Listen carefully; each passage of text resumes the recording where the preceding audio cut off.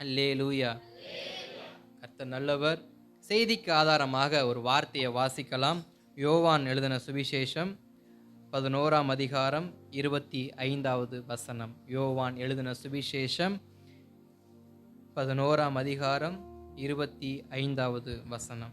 இயேசு அவனை நோக்கி, இயேசு அவனை நோக்கி, நானே உயிர்த்தெழுதலும் நானே உயிர்த்தெழுதலும் ஜீவனுமாய் இருக்கிறேன். என்னை விசுவாசிக்கிறவன் என்னை விசுவாசிக்கிறவன் மரித்தாலும் பிழைப்பான். மரித்தாலும் பிழைப்பான். அல்லேலூயா, அல்லேலூயா, ஆமென். கர்த்தருடைய வார்த்தை அழகாக நமக்கு சொல்லப்பட்டிருக்கிறது. இயேசு அவளை நோக்கி, நானே உயிர்த்தெழுதலும் ஜீவனுமாய் இருக்கிறேன். என்னை விசுவாசிக்கிறவன், என்னை யார? இயேசுவை விசுவாசிக்கிறவன் மரித்தாலும் பிழைப்பான். அப்ப இன்றைக்கு நமக்கு வார்த்தை எப்படி வருகிறது அப்படின்னா, விசுவாசிக்கிறவன். இன்றைக்கு நம் தியானத்துக்கு எடுத்துக்கொண்ட தலைப்பு என்னவென்றால், விசுவாசிக்கிறவன். யார் விசுவாசிக்கிறா? யாரை விசுவாசிக்கணும்? இன்றைக்கு அநேகர் என்ன பண்றோம்? நம்ம நேசிக்கிறோம். அநேகர் என்ன பண்றோம்? விசுவாசிக்கிறோம், நம்புறோம். ஆனா நம்புகிற நம்பிக்கைக்கு அவங்க பாத்திரவான்களான்னு கேட்டாக்க நிச்சயமா கிடையாது. அப்ப இங்க வேதம் அழகா சொல்லுகிறது, என்னை விசுவாசிக்கிறவன். இந்த வார்த்தையை சொல்றது யாருன்னா, ஆண்டவராகிய இயேசு கிறிஸ்து. இயேசு கிறிஸ்து சொல்ற வார்த்தை, என்னை விசுவாசிக்கிறவன் எவனோ, இயேசுவாகிய என்னை, மரணத்திலிருந்து விடுதலை கொடுக்கிற என்னை, பாவத்திலிருந்து விடுதலை கொடுக்கிற என்னை, என் இரத்தத்தினால் கழுவப்படுகிறவன் எவனோ அவன் மரித்தாலும் பிழைப்பான். அப்ப இயேசு கிறிஸ்துவை விசுவாசிக்கிறவன் எவனோ, விசுவாசிக்கிற இருதயம் எதுவோ, விசுவாசிக்கிற ஆத்துமா எதுவோ, விசுவாசிக்கிற குடும்பம் எதுவோ, அந்த குடும்பத்தை கர்த்தர் பிழைக்க வைப்பதற்கு அவர் எப்படிப்பட்டவராக இருக்கிறாரு? உண்மை உள்ளவராக இருக்கிறார். அல்லேலூயா. அப்ப ஸ்தோத்திர வார்த்தை, மரித்தாலும் பிழைப்பான், மரித்தாலும் பிழைப்பான். விசுவாசிக்கிறவன் மரித்தாலும் பிழைப்பான். நமக்கு மரணம்னா நமக்கு நன்றாக தெரியும். எத்தனையோ மரணங்கள் என்ன பண்ணுது இருக்கிறது. இன்றைக்கு நான் எடுத்துக்கிற மரணம் என்ன மரணம் அப்படின்னா, ஆத்தும மரணம். ஆத்துமா மரித்து போயிடுச்சுன்னா, அந்த ஆத்துமாவை நம்ம உயிர்ப்பிக்காம போயிட்டோம் அப்படின்னா, நம்முடைய கிறிஸ்தவ வாழ்க்கைக்கு அது அடையாளம் இல்லாமலே போயிடும். நம்முடைய சரீரம் செத்து போனா கூட என்ன பண்ணிடலாம், நம்ம நேராக பரலோகத்துக்கு போயிடுவோம். ஆனால் ஆத்துமா செத்து போச்சுன்னா, ஏன்னா ஆவி, ஆத்மா, சரீரம். சரீரம் செத்து மண்ணுக்கு போயிடும். ஆத்மா எங்க போகும்? தேவனிடத்துக்கு போகும். அப்ப ஆத்மாவே செத்து போச்சுன்னா அந்த ஆத்மா எங்க போகும்? புரிகிறதா? சரீரம் செத்து போனா மண்ணுக்கு போகும். ஆத்மா செத்து போனா எங்க போகும்? உயிருள்ள ஆத்மாவா தான் தேவ சமூகத்தை இளைப்பாற ஸ்தலத்துல போயிட்டு தேவன் வரும் நாளிலே அவனுக்கு முன்பாக என்ன பண்ணலாம், நம்ம போகலாம். ஆனா ஆத்மாவே செத்து போச்சுன்னா, ஆத்மாவே செத்து போச்சுன்னா நம்ம போகிறதுக்கு வாழ்ந்த நாட்களும் மரணமும், செத்ததற்கு பின்பும் கொடூர மரணத்தை நம்ம என்ன பண்ற மாதிரி அனுமதிக்கிற மாதிரி இருக்கும், அனுபவிக்கிற மாதிரி இருக்கும். சரி, இருக்கட்டும். அப்ப விசுவாசிக்கிறவன் எவனோ மரித்தாலும் பிழைப்பான். அப்ப நமக்கு விசுவாசம் என்பது நன்றாக நமக்கு தெரியும். நம்ம எப்படி இருக்கிறோம், நம்ம எப்படிப்பட்ட விசுவாசத்துல வாழ்றோம், நம்ம எப்படிப்பட்ட விசுவாசத்தை உடையவங்களா இருக்கிறோம் அப்படிங்கிறது நமக்கு நல்லா தெரியும். ஒரு வார்த்தையை மாத்திரம் வாசிங்க. 1 கொரிந்தியர் 2ஆம் அதிகாரம் 4வது வசனத்தை வாசிக்கலாமா? 1 கொரிந்தியர் 2ஆம் அதிகாரத்தின் 4வது வசனத்தை ஒரு வாசிக்கலாமா?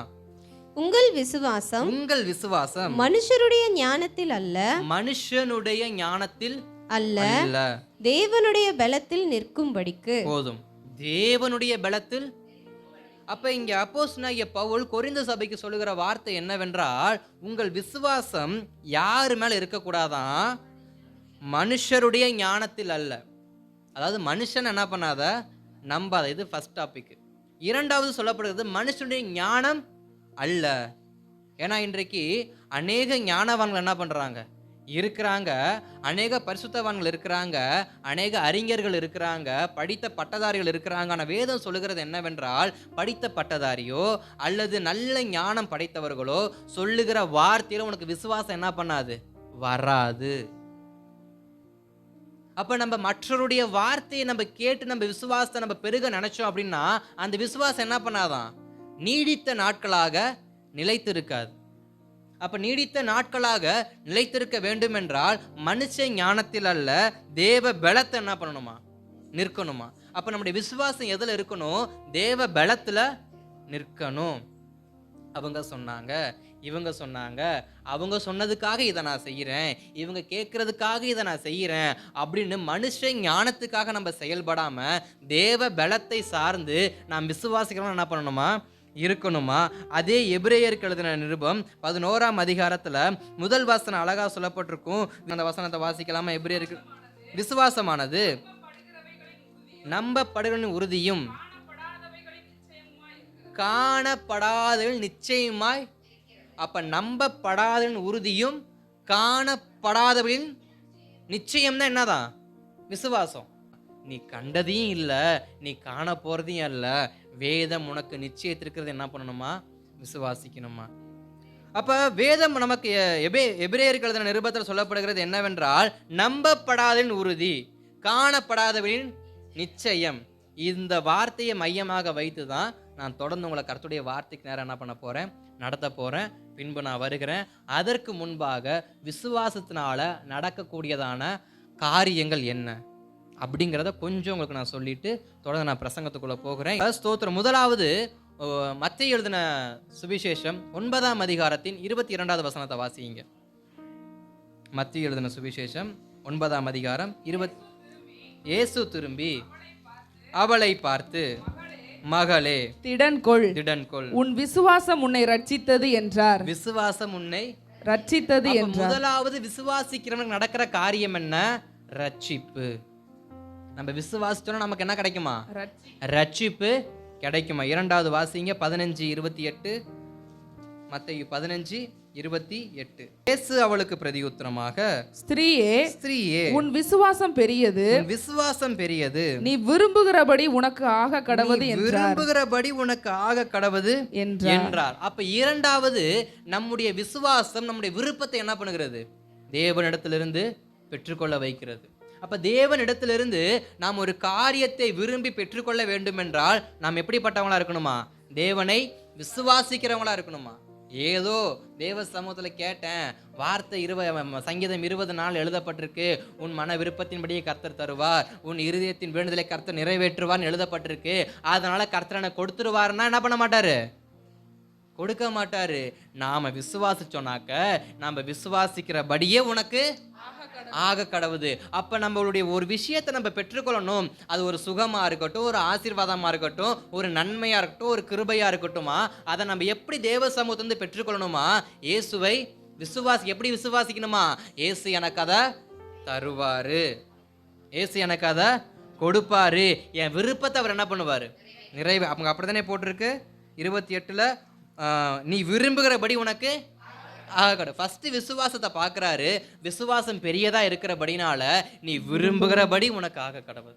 அப்போ தேவ சமூகத்தில் உங்கள் விருப்பம் நிறைவேறணும் அப்படின்னா நீங்கள் இயேசுவை என்ன பண்ணணும்? விசுவாசிக்கணும். இயேசு கிறிஸ்துவ என்ன பண்ணணும்? விசுவாசிக்கணும். மூன்றாவது வாசிங்க. அதே மத்தேயு 17:20 வாசிக்கலாமா? அதற்கு இயேசு உங்கள் அவிசுவாசத்தினால் தானே, கடுகு விதையளவு விசுவாசம் உங்களுக்கு இருந்தால் நீங்கள் இந்த மலையை பார்த்து இவ்விடம் விட்டு அப்புறம் போ என்று சொல்ல அது அப்புறம் போம், உங்களால் கூடாத காரியம் ஒன்றும் இராது என்று மெய்யாகவே உங்களுக்கு சொல்லுகிறேன். அப்ப மூன்றாவது காரியம், விசுவாசிக்கிறவனால மேற்கொள்ள முடியாத காரியம் எதுவுமே கிடையாது.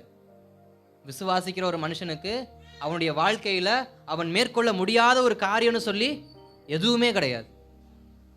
நீங்க நினைக்கலாம், என்னால இந்த விஷயத்தை என்ன பண்ண முடியல, கடந்து போக முடியல.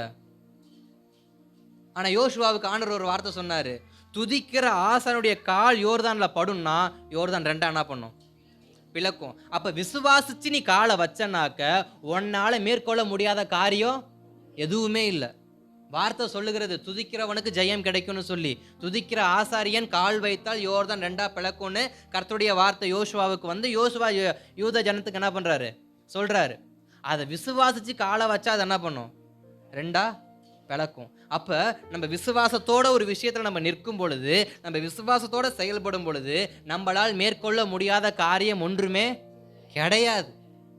அப்போ மூன்றாவது, நம்ம விசுவாசிப்போம்னு சொன்னா, நம்ம இயேசு கிறிஸ்துவை நம்ம நேசிப்போம், இயேசுவை நம்ம விசுவாசிப்போம்னு சொன்னா, நம்ம வாழ்க்கையில தடையா இருக்குதுன்னு சொல்லி எதையுமே என்ன பண்ண முடியாது, கை காட்ட முடியாது. ஏன்னா நம்ம தான் விசுவாசிக்கிறதுனால அந்த விசுவாசம் உங்களை மேற்கொள்ள வைக்கும். அடுத்து மார்க் 5:34 வாசிக்கலாமா? மார்க் 5:34. அவர் அவளை பார்த்து, மகளே, உன் விசுவாசம் உன்னை ரட்சித்தது, நீ சமாதானத்துடனே போய் உன் வேதனை நீங்கி சுகமாயிரு என்றார். ஸ்தோத்திரம். அடுத்ததாக இங்க நிறைய வார்த்தை சொல்லப்பட்டிருக்கிறது. நமக்கு சமாதானம் வேண்டும் என்றால் நம்ம இயேசுவை என்ன பண்ணணும்? விசுவாசிக்கணும். நம்முடைய இருதயத்துக்கு ஒரு சமாதானம் வேணும் அப்படின்னா, என் குடும்பத்துக்கு ஒரு சமாதானம் வேணும் அப்படின்னா, எனக்கு ஒரு இளைப்பாறுதல் வேண்டும் என்றால் கர்த்தராகிய இயேசு கிறிஸ்துவை விசுவாசிக்க வேண்டும். எப்படி விசுவாசிக்கணுமா? இயேசுவால் எனக்கு சமாதானம் தர முடியும், இயேசுவால் எனக்கு ஒரு சமாதானமான வாழ்க்கையை தர முடியும், இயேசுவால் என் குடும்பத்துக்கு ஒரு சமாதானமான வாழ்க்கை என்ன பண்ண முடியும், கொடுக்க முடியும். இன்னைக்கு நம்ம விசுவாசிக்கிறோம், ஆனால் சில சமயங்களை வரும்பொழுது சமாதானம் இல்லாத ஒரு விசுவாசம் நம்ம என்ன பண்ணுறோம், வைத்து சுற்றிக்கிட்டு இருக்கிறோம். நமக்கு சமாதானம் கிடைக்கலைன்னா நிறைய சமயத்தில் நான் சிலரை கூப்பிட்டு விசாரிக்கும் பொழுது, எப்படிங்க இருக்கீங்க, நல்லா இருக்கீங்களா, ஆரோக்கியமாக இருக்கீங்களா, சந்தோஷமாக கேட்டால், எங்க பாஸ்டர் ஆரம்பிச்சாங்கன்னு வச்சுங்களேன், அது போக 2.5 பக்கம் 3.5 பக்கம் 4.5 பக்கத்துக்கு. அப்போ காரணம் என்ன? சமாதானம். சமாதானம் இருக்கும் என்றால் இந்த பக்கமான புலம்பல் என்ன பண்ணாது, வராது. சமாதானம் ஏன் இல்லை? விசுவாசம் இல்லை. விசுவாசம் இருந்தால் சமாதானம் தன்னை போல என்ன வரும்? சமாதானம் இருந்தால் தன்னை போல புலம்பலின் பக்கங்கள் என்ன பண்ணும்? குறைய ஆரம்பிக்கும். அழகா ஒரு ஊழியக்காரர் ஒன்று சொன்னார், ஒரு வார்த்தை. நம்முடைய வேதத்தில் எத்தனை சங்கீதம் இருக்கு? வேற எதுவும் தெரியாம கேட்டனோ? பைபிள்ல தானே கேட்டேன். எத்தனை சங்கீதம் இருக்கு? புலம்பல் எத்தனை இருக்கு?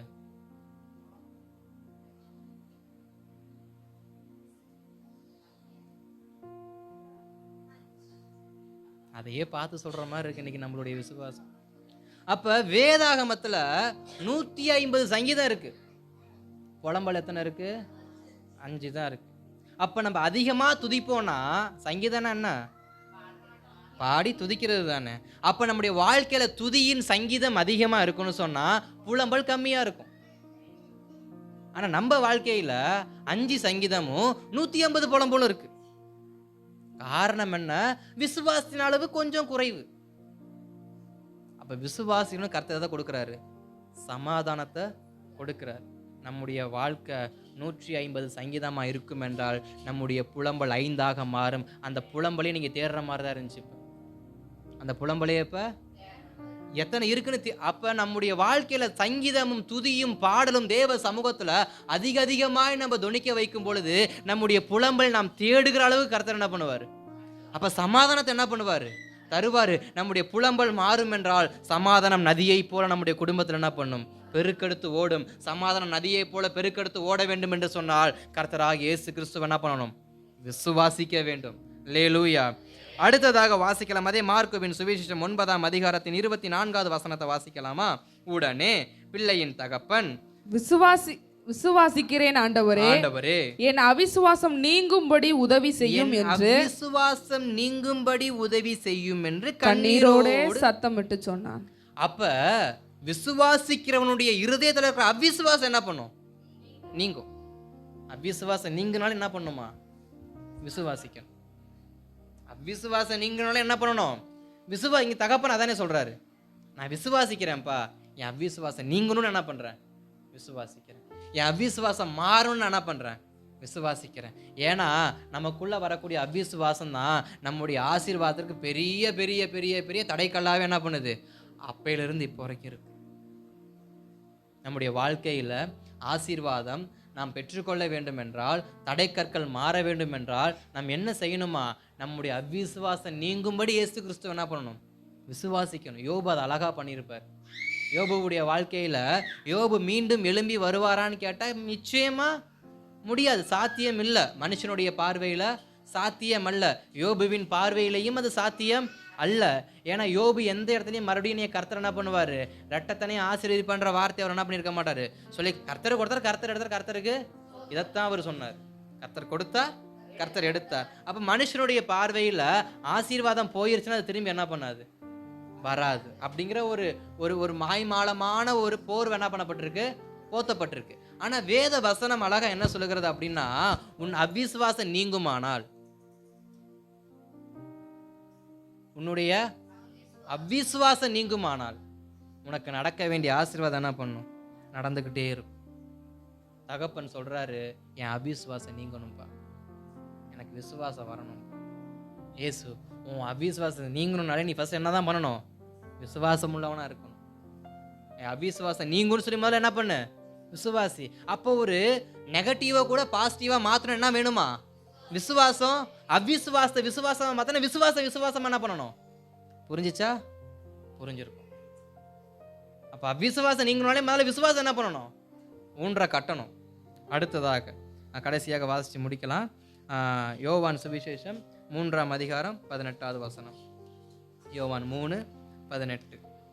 அவரை விசுவாசிக்கிறவன் ஆக்கினைக்குள்ளாக தீர்க்கப்படான். அப்ப 3 கடைசியாக நமக்கு வரக்கூடிய எல்லா ஆக்கினை, வேதனை, புலம்பல், நம்மை நெருக்கக்கூடியதான நெருக்கடி மாறணும் அப்படின்னா அவர் என்ன பண்ணணுமா, விசுவாசிக்கணுமா. இயேசு கிறிஸ்து விசுவாச ஆக்கினை என்ன பண்ணுமா, நம்முடைய வாழ்விலிருந்து நீக்கப்படும். ஆக்கினைகள் மாற வேண்டும் என்றால் இயேசு கிறிஸ்துவை விசுவாசிக்க வேண்டும். தானியேலின் புஸ்தகத்துல சாத்ராக், மேஷாக், ஆபேத்நேகோ என்ற தேவ மனிதர்கள் அக்கினி சூளைக்குள் போகும் பொழுது அந்த அக்கினி சூளை என்னை என்ன பண்ணாது, என்னை வேக வைக்காது. ஒரு வார்த்தை சொல்லப்பட்டிருக்கும், அவருடைய முடி கூட என்ன பண்ணலையா, கருகலையா. நான் இதை ஒரு நாள் என்ன பண்ண உட்காந்து யோசிச்சுட்டு இருந்தேன். எப்படி யோசிச்சுட்டு இருந்தேன்னா, ஒரு நாள் டீ வைக்கலான்னு சொல்லிட்டுன்னு எங்கள் வீட்டில் இருக்க கேஸை பற்ற வச்சுட்டு பாத்திரத்தை வச்சு பாலை ஊற்றி தேவையான தண்ணியை ஊற்றி டீ தூளை போட்டு கொதிய வச்சிட்டு இருந்தேன். அதை எடுத்து இப்படி ஆற்றலான்னு என்ன பண்ணேன், இப்படி எடுத்து ஒரு 2 ஆற்றினேன். ஆற்றிட்டு வச்சிட்டேன். அந்த பக்கெட்டு ஏதோ எடுக்கணும்னு சொல்லிட்டு அந்த அனலை தாண்டி என் கையை அப்படி கொண்டு போய் இப்படி கொண்டு வந்தேன். தன்னை போல முடி பொசுங்கிருச்சு. முடி என்ன ஆயிடுச்சு, நான் முடிய பார்த்துக்கிட்டே இருக்கிறேன். அடுப்பு இந்தா இருக்கு, கை இங்க இருக்கு, எப்படி பொசுங்கி இருக்கும்? அடுப்பு இங்க இருக்கு, கை இங்க இருக்கு, இப்படிதான் கொண்டு போயிட்டு எடுத்துட்டு வந்தேன். எப்படி பொசுங்கி இருக்கும்? டக்குன்னு எனக்கு இந்த 3 பேர் தான் ஞாபகம் வந்தாங்க. இதுவே பொசுங்கிருச்சு, 7 மடங்கு அக்கினி சூளை என்ன ஆயிருக்கும் அப்படின்னு. ஆனா வேதம் சொல்றது முடி கூட என்ன பண்ணல, கருகல. உங்களுக்கு அந்த அனுபவம் இருக்கா? சமைச்சாதானே அனுபவம் இருக்கும். சரி, கர்த்தர் நல்லவர். சரி, அப்ப கையை நம்ம கிராஸ் பண்ணும்போது அந்த அனலுக்கு என்ன ஆகுது, நம்முடைய விரல்ல இருக்கக்கூடியதோ எனக்கு நிறைய இருக்கு, அதெல்லாம் என்ன ஆகுது, தன்னை போல பொசுங்கிருது. நான் யோசிச்சேன், இந்த சாதாரண அனலுக்கு எல்லாரும் கையை பார்க்குறாங்க. சரி இருக்கட்டும், இந்த சாதாரண அனலுக்கு என் கையில் இருக்கிற என்னுடைய முடி பொசுங்குமானா 7 மடங்கு அக்கினி சூளைக்குள்ள போன அந்த 3 பயலுகளுக்கு ஒரு முடி கூட கருகலனா எவ்வளவு பெரிய தெய்வத்தை நம்ம ஆராதிக்கிறோம். அல்லேலூயா. அவரை விசுவாசிக்கிறவனுக்கு ஆக்கினை திருப்ப கர்த்தர் அனுமதிப்பாரா? Shadrach, Meshach அனுமதிச்சாரா? காரணம் என்ன? அவன் விசுவாசம். அவரை நீ ரட்சிக்கட்டும், ரட்சிக்காம கூட போகட்டும், நான் அவரை விட்டு பின்வாங்க மாட்டேன். அதாங்க விசுவாசம். அக்கினி சூளை நம்மளை பற்றி எரிஞ்சாலும் எரிஞ்சிட்டு போறேனே, அது எரியாம போனாலும் நான் சந்தோஷப்படுறேனே. 7 மடங்குன்னு 70 மடங்கு நீ உயர்த்து, நான் உள்ள போறேன். இன்னொரு வேதம் சொல்லப்பட்டிருக்கும், தூக்கி போட்டவன் செத்து போனான் அக்கினியில் அடிச்சு, உள்ள போனவன் சாகல. தூக்கி போட்டவன் செத்து போனான், உள்ள போனவன் சுகபத்திரமா வெளியில வரான்.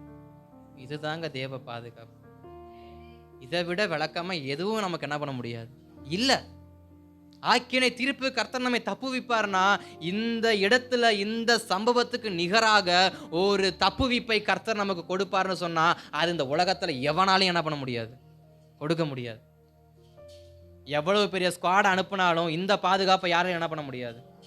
இசட்டா இருக்கட்டும், ஹச்சா இருக்கட்டும், ஏவா இருக்கட்டும், பீவா இருக்கட்டும், ஏலேருந்து இசட் 24 எழுத்துல கூட பாதுகாப்பை கொடுக்கட்டுமே, இந்த பாதுகாப்பை எந்த மனுஷனாலையும் எந்த இராணுவத்தாலையும் எந்த படையாலையும் என்ன பண்ண முடியாது, கொடுக்க முடியாது. அப்படிப்பட்ட ஆக்கினை நம்முடைய வாழ்க்கையில் வராதபடிக்கு நம்மை பாதுகாக்க வேண்டுமென்றால், நம்முடைய வாழ்க்கை பாதுகாக்கப்பட வேண்டுமென்றால் இயேசு கிறிஸ்துவை என்ன பண்ணணுமா? விசுவாசிக்கணும். விசுவாசிக்கும் பொழுது நம்முடைய வாழ்க்கையில் இருக்கிறதான எல்லா ஆக்கினை தீர்ப்பையும் மாற்ற நாம் ஆராதிக்கிற தேவன் உண்மை உள்ளவராக இருக்கிறார்.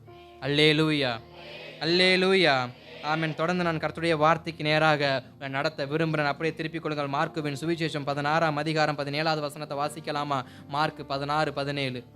விசுவாசிக்கிறவர்களால் நடக்கும் அடையாளங்கள் ஆவன. என் நாமத்தினாலே பிசாசுகளை துரத்துவார்கள், நவமான பாஷைகளை பேசுவார்கள், சர்ப்பங்களை எடுப்பார்கள், சாவுக்கு ஏதுவான யாதொன்றை குடித்தாலும் அது அவர்களை சேதப்படுத்தாது, வியாதியஸ்தர் மேல் கைகளை வைப்பார்கள், அப்பொழுது அவர்கள் சொஸ்தமாவார்கள் என்றார். இங்க இன்னொரு வார்த்தை, அடையாளம். விசுவாசிக்கிறவங்களுக்கு நடக்கக்கூடியதான அடையாளம். அந்த வார்த்தையை நல்லா கவனிச்சு பாருங்க. விசுவாசிக்கிறவனுக்கு நடக்கும் அடையாளங்கள் ஆவன, என் நாமத்தினாலே நவமான பாஷைகளை பேசுவார்கள், சர்ப்பங்களை எடுப்பார்கள், சாவுக்கு ஏதுவான யாதொன்றையும் குடித்தாலும் அது அவர்களை சேதப்படுத்தாது, வியாதியஸ்தர் மேல் கை வைப்பார்கள், அப்பொழுது அவர்கள் சொஸ்தமாவார்கள். இதெல்லாம் யாருக்குங்க சொல்லப்பட்டிருக்கு? யாருக்கு நடக்கும்னு சொல்லப்பட்டிருக்கு? நீங்க சரியா பைபிளை படிக்கல. நீங்க யார் மேல கை வைக்கீங்களோ அவனுக்கு. நீங்க யார் மேல கை வைக்கிறீங்களோ, யாருக்காக ஜெபிக்கிறீங்களோ, யாருக்காக தேவ சமூகத்துல மன்றாடுறீங்களோ அவங்களுக்கு. ஆனா யாரால நடக்குமா? விசுவாசிக்கிற நம்மளால அவங்களுக்கு நடக்குமா? இங்கதான் வேதம் நமக்கு அழகா என்ன பண்ணுது, கற்றுக் கொடுக்கிற விஷயம். நம்ம நினைச்சுக்கிட்டு இருக்கிறோம் விசுவாசிக்கிற நமக்கு இதெல்லாம் என்ன பண்ணும், நம்மளால நடக்கும்னு பைபிள் சொல்லுது. உனக்கு இல்லப்பா, ஒன்னாலும் அந்த தேசத்துக்கு என்ன பண்ணும், நடக்கும். ஒன்னாலும் சபைக்கு நடக்கும், ஒன்னாலும் குடும்பத்துக்கு நடக்கும், ஒன்னாலும் வீதிக்கு என்ன பண்ணும், நடக்கும். நீ விசுவாசம் உள்ளவன என்ன பண்ணு, இரு. ஏன் சில இடங்கள்ல நம்மளால சில காரியத்தை நம்ம செய்ய முடியல? விசுவாசம் சற்று சற்று சற்று சற்று குறைந்து விடுகிறது. அதனாலதான் உங்க விசுவாசின் அளவை இன்னைக்கு கூட்டி வைக்கணும்னு சொல்லி கர்த்தருடைய சமூகத்திலிருந்து வார்த்தை என்ன பண்ணிருக்கேன், எடுத்துட்டு வந்திருக்கிறேன். கூட்டலாமா? விசுவாசின் அளவை கூட்டும்போது என்ன நடக்கும்? இங்க சொல்லப்பட்டதான சகல அடையாளங்களும் நம் மூலியமாய் நம்முடைய குடும்பத்துக்கு நடக்கும், நம் மூலியமாய் நம்முடைய சபைக்கு நடக்கும், நம் மூலியமாய் நம்முடைய தெருக்களுக்கு நடக்கும். நாம் விசுவாசிகளாய், நாம் சரியான விசுவாசிகளாய் இருந்திருப்போம் என்றால் இத்தனை ஆண்டு காலத்தில் எத்தனையோ நம்மளால் என்ன பண்ணிருக்க முடியும், செய்திருக்க முடியும். நம்முடைய பெயரானால் ஸ்தோத்திரம், கர்த்தர் நல்லவர். சரி, இப்ப உங்களை நான் கர்த்தருடைய வார்த்தைக்கு நேராக என்ன பண்றேன், மீண்டுமாக அழைத்து செல்ல விரும்புகிறேன். இந்த விசுவாசிக்கிறவன் அப்படிங்கிற வார்த்தையின் அடிப்படையில் ஒரு 3 சத்தியத்தை உங்களுக்கு நான் சுருக்கமாக சொல்லி நான் முடிக்க நான் அதிகமாக பிரயாசப்படுறேன். முதலாவது, விசுவாசிக்கிறவன் பாதுகாக்கப்படுவான். விசுவாசிக்கிறவன் பாதுகாக்கப்படுவான். இரண்டாவது, விசுவாசிக்கிறவன் பிரஸ்தாபமாக்கப்படுவான். விசுவாசிக்கிறவன் பிரஸ்தாபமாக்கப்படுவான். மூன்றாவது, விசுவாசிக்கிறவனுக்கு மறு வாழ்க்கை உண்டாகும். விசுவாசிக்கிறவனுக்கு மறு வாழ்க்கை உண்டாகும். அப்ப 3 காரியம். முதலாவது, விசுவாசிக்கிறவனுக்கு பாதுகாப்பு உண்டாகும், விசுவாசிக்கிறவனுக்கு பிரஸ்தாபம் உண்டாகும், விசுவாசிக்கிறவனுக்கு மறுவாழ்வு உண்டாகும். ஆதியாகமம் 7:23. மனுஷர் முதல் மிருகங்கள், ஊரும் பிராணிகள், ஆகாயத்து பறவைகள், பரியந்தமும் பூமியின் மேல் இருந்த உயிருள்ள வஸ்துக்கள் யாவும் அழிந்து அவைகள் பூமியில் இராதபடிக்கு நிக்கிரகமாயின. நோவாவும் அவனோடே பேழையில் இருந்த உயிர்களும் மாத்திரம் காக்கப்பட்டன. நோவாவும் அவனோடு பேழையில் இருந்த உயிர்களும் மாத்திரம் காக்கப்பட்டன.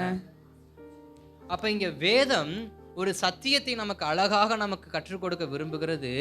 என்னவென்றால், யார் காக்கப்பட்டாங்களாம்? விசுவாசித்த நோவா என்ன பண்ணப்பட்டாராம்? காக்கப்பட்டாராம். அதனாலதான் விசுவாசிக்கிறவன் காக்கப்படுவான்ற வார்த்தையை நான் உங்களுக்கு சொன்னேன். நோவா கர்த்தருடைய வார்த்தைய விசுவாசிச்சார். அதற்கு முன்பாக இன்னொரு காரியத்தை நான் உங்களுக்கு சொல்ல விரும்புகிறேன்.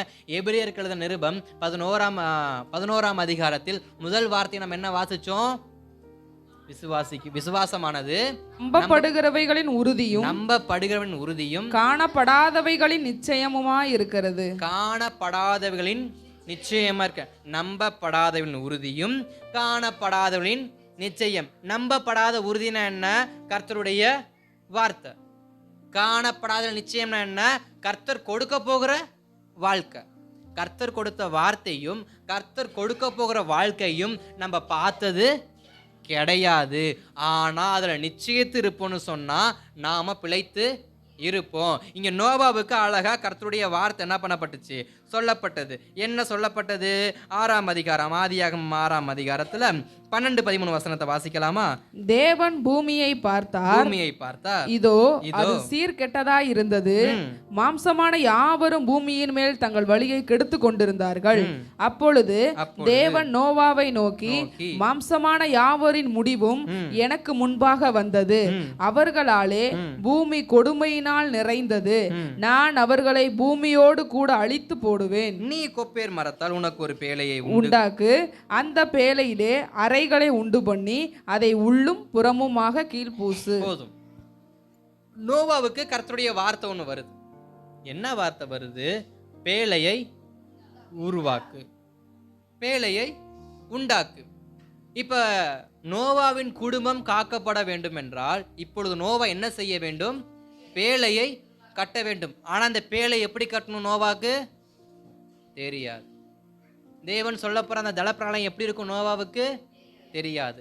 மழை எப்படி இருக்கும் தெரியாது. அப்ப கொடுத்த வார்த்தையும் கொடுக்க போகிற வார்த்தையும் நோவாவுக்கு என்னது தெரியாது. கொடுத்த வார்த்தை பேழையை உருவாக்கு, கொடுக்க போற வார்த்தை ஜலப்பிரளயத்தை என்ன பண்ண போறேன்? உண்டாக்க போறேன். அப்ப இந்த 2 காரியமே நோவாவுக்கு என்ன பண்ணாது? தெரியாது. ஆனா நோவா அதை விசுவாசித்தான். நோவா அதை விசுவாசித்தான். அப்ப கர்த்தருடைய வார்த்தை அழகா சொல்லப்படுகிற நோவாவுக்கு பேழையை உண்டாக்கு. நோவாவுக்கு பேழை எப்படி இருக்கும்னு தெரியாது. அப்ப நேற்று தியானிக்கும் போது ஒரு விஷயத்தை அழகா கற்றுக்கொள்ள கர்த்தர் உதவி செய்தார். என்ன விஷயம் அப்படின்னா, விசுவாசம் என்பது பிரசன்ட்க்குரிய லைஃப் கிடையாது. விசுவாசம் என்பது பிரசன்ட் லைஃபுக்கு கிடையாது. விசுவாசம் முழுக்க எதுக்குன்னா அது ஃபியூச்சர் லைஃபுக்கு. விசுவாசம் ஃபியூச்சர் லைஃபுக்கு. இப்ப இருக்கிற காலத்துக்கு விசுவாசம் என்ன பண்ணாது? செயல்படாது. நம்முடைய விசுவாசம் எப்ப செயல்படுமா? நம்முடைய எதிர்கால வாழ்க்கைக்கு என்ன பண்ணுமா? செயல்படுமா? நோவாவுக்கு இப்பொழுது என்ன இல்லை, அந்த வார்த்தை செயல்படல. எப்ப தெரியுமா செயல்படுச்சு? நோவா 600 வயது ஆகும் பொழுது அவன் விசுவாசிச்சான். நோவா 601வது வயது 2வது மாதம் எனும் நாள் வரும் பொழுது கிட்டத்தட்ட ஓராண்டு காலத்திற்கு பின்பு அந்த விசுவாசம் அவன் என்ன பண்ணுச்சு? காப்பாற்றியது. அப்ப விசுவாசம் என்பது இக்காலத்துக்கல்ல, வரக்கூடிய நாட்களில், வரக்கூடிய பாடுகளுக்கு, வரக்கூடியதான நாட்கள்ல நாம் பிழைத்திருக்கும்படி, நாம் காக்கப்படும்படி இக்காலத்துல நம்ம எப்படிப்பட்டவங்களா இருக்கணுமா? விசுவாசம் உள்ளவர்களா இருக்கணுமா? அப்ப விசுவாசம் என்பது நம்ம நினைக்கிறோம், நான் இன்னைக்கு விசுவாசிக்கிறேன், நாளைக்கு எனக்கு அற்புதம் நடக்கும், நான் இன்னைக்கு விசுவாசிக்கிறேன், எனக்கு அடுத்த மாசம் நடக்கும், நான் இப்ப விசுவாசிக்கிறேன், எனக்கு சாயந்தரமே நடக்கும்னா அதுக்கு கேரண்டி கொடுக்க முடியாது. ஆனா விசுவாசம் உள்ளவங்களா இருப்பீங்கன்னா நிச்சயம் உங்கள் எதிர்கால வாழ்க்கை காக்கப்படும். உங்கள் குடும்பம் என்ன பண்ணும்? காக்கப்படும். நோவா காக்கப்பட்டார், நோவாவின் குடும்பம் காக்கப்பட்டுச்சு, நோவாவின் 3 பிள்ளைகள் காக்கப்பட்டாங்க, நோவாவின் 3 மருமகள் காக்கப்பட்டார்கள். அப்பொழுது எத்தனை பேர் இருந்தாங்க உள்ள?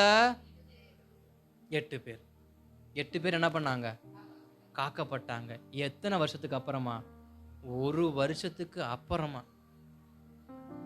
அப்ப இன்றைக்கு நம்ம சில பேர் நினைக்கிறோம், இந்த விசுவாசம் எனக்கு நோவா நினைச்சிருந்தாருன்னா எதுக்கு என்னத்துக்கு செஞ்சுக்கிட்டு, ஆனதாச்சு அன்னைக்கு என்ன பண்ணிக்கலாம், பார்த்துக்கலாம். அப்ப விசுவாசம் என்பது நம்முடைய எதிர்கால வாழ்க்கைக்கு நம்மை தயார்படுத்தக்கூடியது தான் விசுவாசமான வாழ்க்கை. நம்ம நினச்சிக்கிட்டு இருக்கிறோம், நான் விசுவாசோட ஜெபம் பண்ணுவேன் அது நடக்கும், நான் விசுவாசமா இருப்பேன் அது நடக்கும், நான் விசுவாசமா இருப்பேன் அது நடக்கும்னா அது நீங்க தற்காலிகமா வாயில அறிக்கை பண்றதா தான் இருக்கும். ஆனா விசுவாச ஜீவன் எப்படி இருக்கும் அப்படின்னா, அந்த ஆசீர்வாதத்துக்கு நேராக நீங்க போகிற அந்த இடைப்பட்ட காலம் இருக்கு பார்த்தீங்களா, அந்த காலம் முழுவதும் உங்களை அந்த விசுவாசமானது உருவாக்கி கொண்டே இருக்கும். நோவாவை அப்படிதான் கர்த்தர் உருவாக்கிக்கிட்டு இருந்தாரு. அந்த பேழை அவன் கட்டி முடிக்க எத்தனை வருஷம் ஆயிருச்சு? வருஷங்கள் ஆயிருச்சு. நாட்கள் கடந்து போயிருச்சு. அந்த நாட்கள் வரைக்கும் நோவாவை கர்த்தருடைய வார்த்தை வந்து கொண்டே இருக்கு.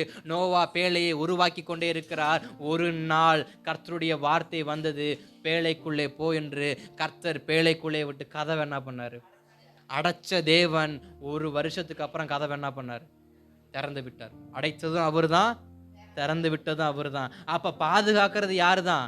கர்த்தர் தான். நாம விசுவாசம் உள்ளவங்களா இருப்போம்னா, கர்த்தருடைய வார்த்தையில, கர்த்தருடைய வாக்கின் மேல் நமக்கு விசுவாசம் இருக்குமானால், அந்த விசுவாசம், அந்த வாக்கானது நடைபெறும் காலத்தில், நிறைவேறும் காலத்தில் அது நிறைவேறும். நாம் காக்கப்படும் பொழுது நாம் காக்கப்பட்டு கொண்டே இருப்போம்.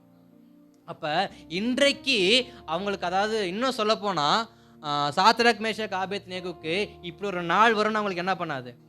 தெரியாது. என்ன நாள் வரும்னு. இப்படி நான் பாபிலோன் தேசத்துக்கு போவேன், நேபுகாத்நேச்சர்னு ஒரு ராஜா அங்கே இருப்பான், அங்கே அவன் ஒரு சிலையை வச்சு என்னைய நமஸ்கரிக்க வந்தால் நமஸ்கரிக்கணும், இல்லை நான் பூரா பேரையும் கொன்றுவேன்னு சொல்லி இப்போ ஒரு சட்டத்தை அவன் போடுவானுவங்க. 3 பேத்துக்கு என்ன பண்ணாது? தெரியாது. அவங்களுடைய ஜீவியமே எப்படிப்பட்ட ஜீவியமாக தான் இருந்துச்சு? விசுவாச ஜீவியமாகவே இருந்துட்டு இருந்துச்சு. அவங்க விசுவாசிக்கிட்டே இருந்தபடினால ஒரு நாள் காக்கப்பட்டாங்க. பலவீனம் வரும்பொழுது விசுவாசிக்கிறது விசுவாசம் அல்ல. சோதனை வரும்பொழுது விசுவாசிக்கிறது விசுவாசம் அல்ல.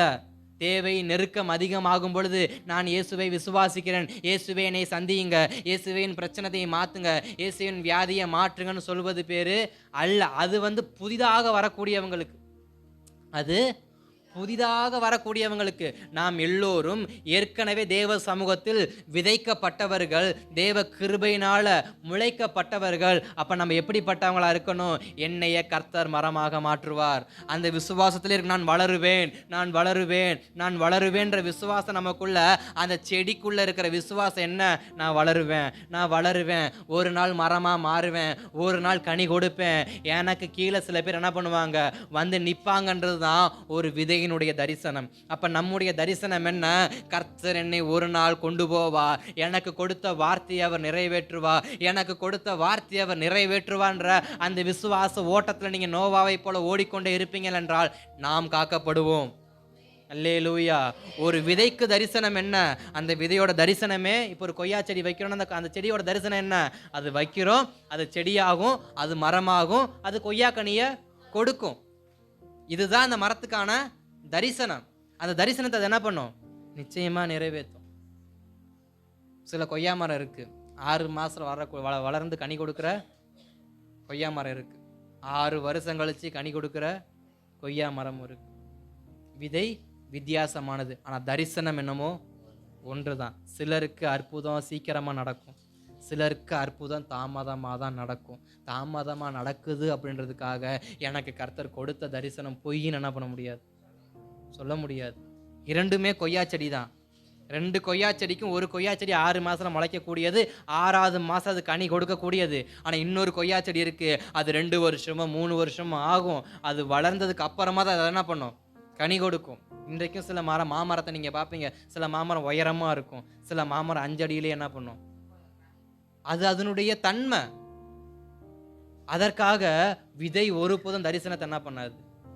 மாறா. விதைக்கான தரிசனம் ஒரு நாளும் மாறாது. எந்த கொய்யா மரமும் எந்த மாங்காய் மரமும் மாங்காய் காய்க்காம இருக்க போறது கிடையாது. எந்த கொய்யா மரமும் கொய்யா கனியை கொடுக்காம இருக்க போறது இல்லை. அதுபோல கர்த்தர் நம்ம கொடுத்த வார்த்தையை அவர் நிறைவேற்றாம போக போறதும் இல்லை. நிச்சயமாக அவர் என்ன பண்ணுவாரு? நிறைவேற்றுவார். அப்பொழுது நம்மை காப்பாற்றுகிற தெய்வம் நம்மோடு இருக்கிறபடினால அந்த வார்த்தையை நம்ம விசுவாசித்து கொண்டே இருப்போம்னா நாம காக்கப்படுவோம். அல்லேலூயா. நோவா வார்த்தையை கேட்டாரு, நோவா வார்த்தைக்கு கீழ்ப்படிஞ்சாரு. நோவா தேவன் சொன்ன ஒவ்வொரு காரியத்தையும் மாறாமல் பிசகாமல் செய்து கொண்டே இருந்தார். நோவா காக்கப்பட்டார். அப்ப நம்முடைய வாழ்க்கை காக்கப்பட வேண்டும் என்றால் வார்த்தைக்கு என்ன பண்ணணும்? கீழ்ப்படியணும். வார்த்தைக்கு கீழ்ப்படியணும். நோவா எதுக்கு கீழ்ப்படிஞ்சார்? கர்த்தருடைய வார்த்தைக்கு கீழ்ப்படிந்தார். மனிதனுடைய வார்த்தைக்கு அவர் என்ன பண்ணல? கீழ்ப்படியல. தேவனுடைய வார்த்தைக்கு அவர் என்ன பண்ணாரு? கீழ்ப்படிந்தார். மனிதர்கள் சொன்னாங்க, ஏன்டா தேவையில்லாத வேலையை பார்த்துக்கிட்டு இருக்கிற? நோவாவே உனக்கு கொஞ்சமாவது மூளை இருக்கா? இல்லை மூளையை கழட்டி இழுட்டி வச்சிட்டியா? நீ பாட்டுக்கு ஏதோ வளர்றியே. மழை எப்படி இருக்கணும் உனக்கு தெரியுமா? வேலை எப்படி இருக்கணும் உனக்கு தெரியுமா? உனக்கு தெரியாதுல்ல.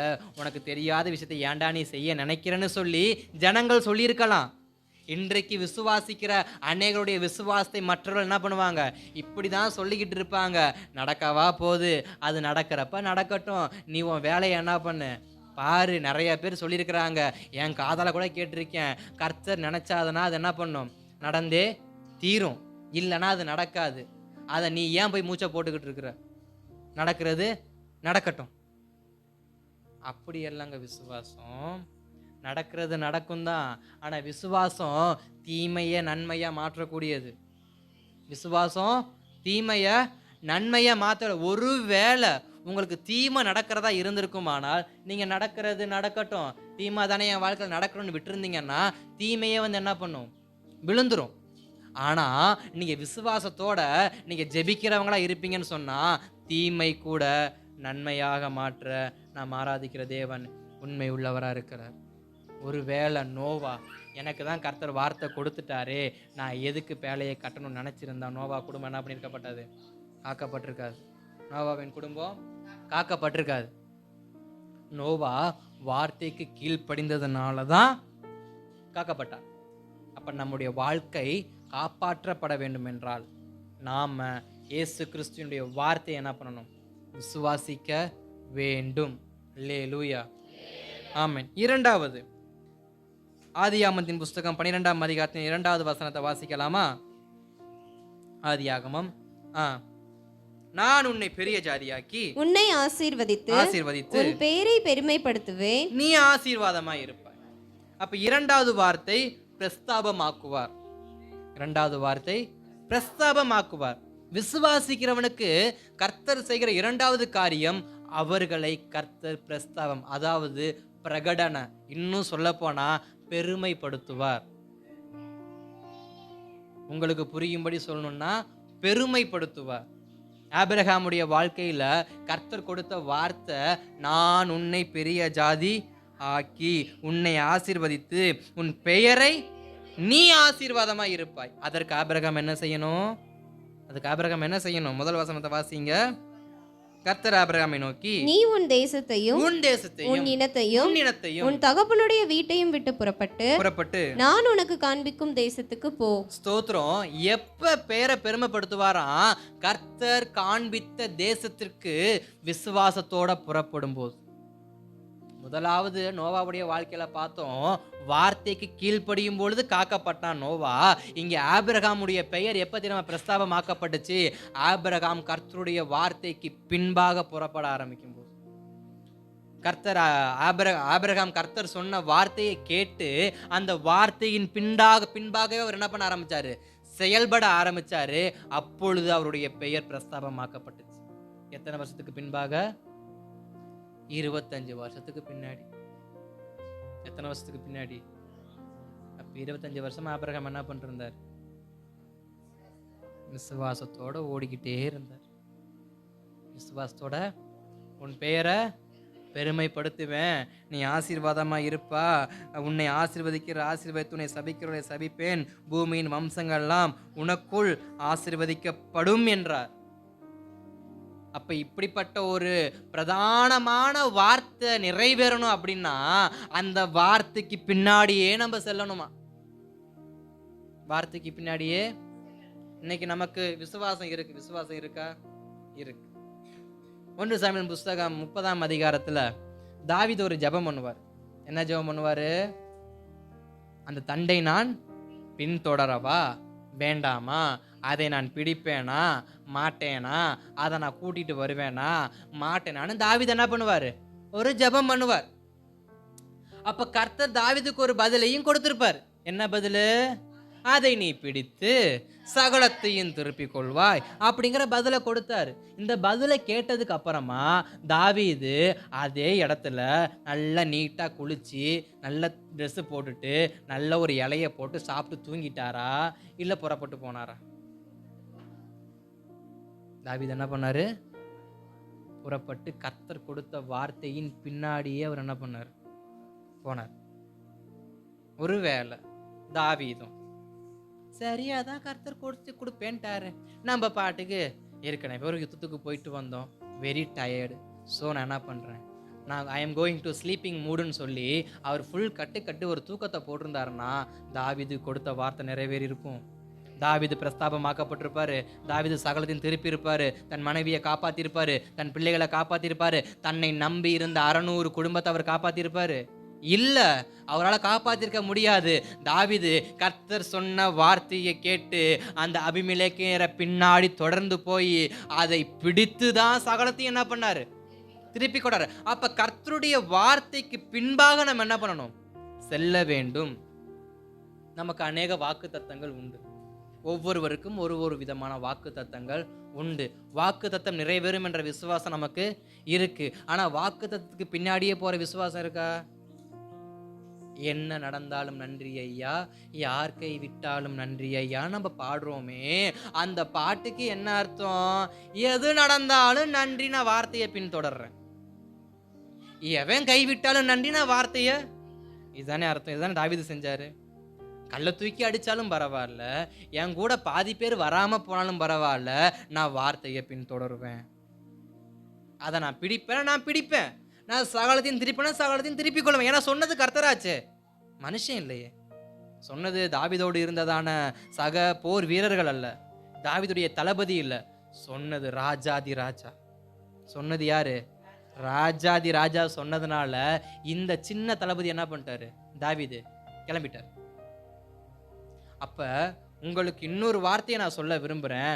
கர்த்தர் உங்களது பெயரை சபையிலேயோ, குடும்பத்திலேயோ, தெருக்களிலேயோ, உறவுகளிலேயோ பிரஸ்தாபப்படுத்த வேண்டும் என்ற எண்ணம் உங்களுக்கு இருக்குமானால் இன்று முதல் வார்த்தையை பின்தொடரக்கூடிய மனிதர்களாய் மாறுங்கள்.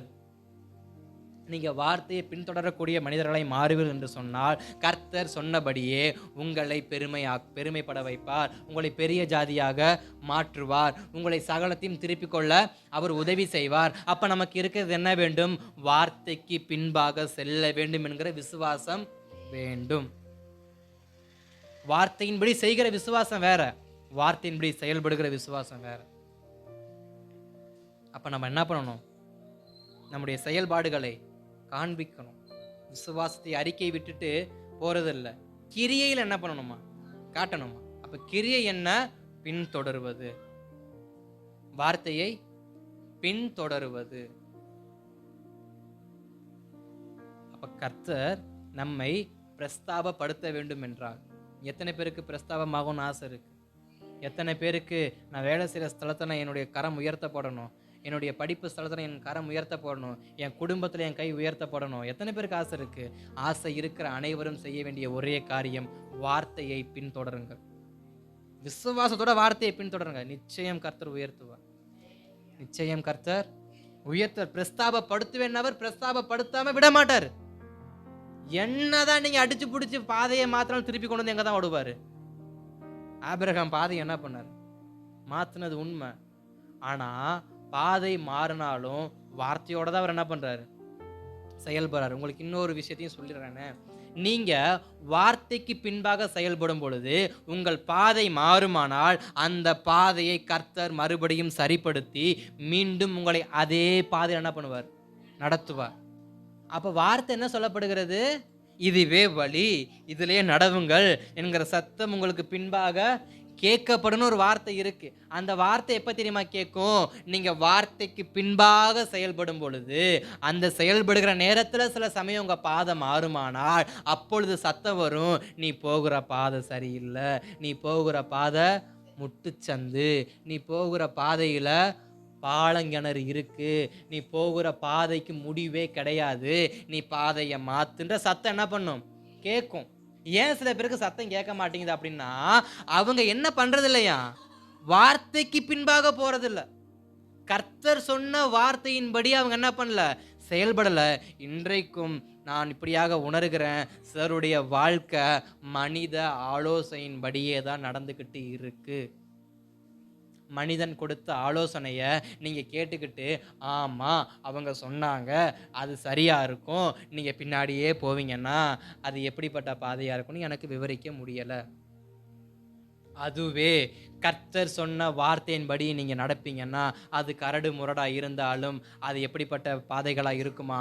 வசந்தத்துக்கு நேராக நடத்தக்கூடிய பாதைகளாக இருக்குமா? ஏன்னா கர்த்தருடைய வார்த்தை எப்படிப்பட்டதா இருக்குமா?